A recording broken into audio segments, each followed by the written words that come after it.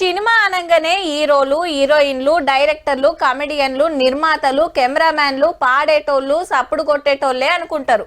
కానీ కాదబ్బా, వెనకాల వేల మంది పనిచేస్తారు. వాళ్ళు ఎవరో మనకు తెలియదు, కానీ వాళ్ళు లేకుంటే సినిమా కాదు కదా, చిన్న వీడియో గిన తీయలేరు. మా హీరో ఇన్ని కోట్లు తీసుకుంటుండు, మా నిర్మాతకు గిన్ని కోట్లు వచ్చినాయట అని గొప్పగా చెప్తుంటారు.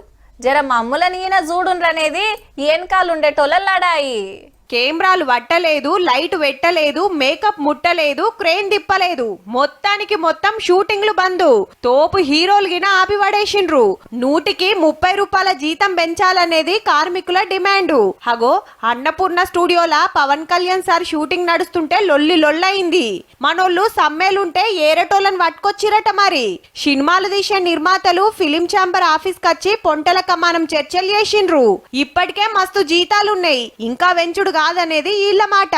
100 కోట్లు వెట్టి తీస్తే ఆడతలేవు, పెట్టుబడి మీద పడే కథ అవుతుంది అనుకొస్తున్నారు. ఒక సాఫ్ట్వేర్ ఎంప్లాయీనో వేజ్ ఇండస్ట్రీ కన్నా ఎక్కువ వేజెస్ ఉన్న ప్లేస్ లో బ్యాడ్ ఎకానమీ బ్యాడ్ ఫేజ్ ఉన్నప్పుడు పెంచడం కుదరదు అన్నది డిస్కషన్. మొన్న కాలం చేసిన ఫిష్ వెంకటన్ ఇంటికి యాక్టర్ సోను సూద్ సార్ వచ్చిండు. ఇంటోలను ఓదార్చి శాతనైన కాడికి సాయం చేస్తా అని మాటిచ్చిండట. 200 సినిమాలలో యాక్టింగ్ చేసిన వెంకటన్న ఆఖరి సూపుకు తెలుగు సినిమా కంపెనీకి వెళ్ళి ఎవ్వరు రాలే. అటెన్ కచ్చన్న మందలిచ్చినోళ్ళు లేరు.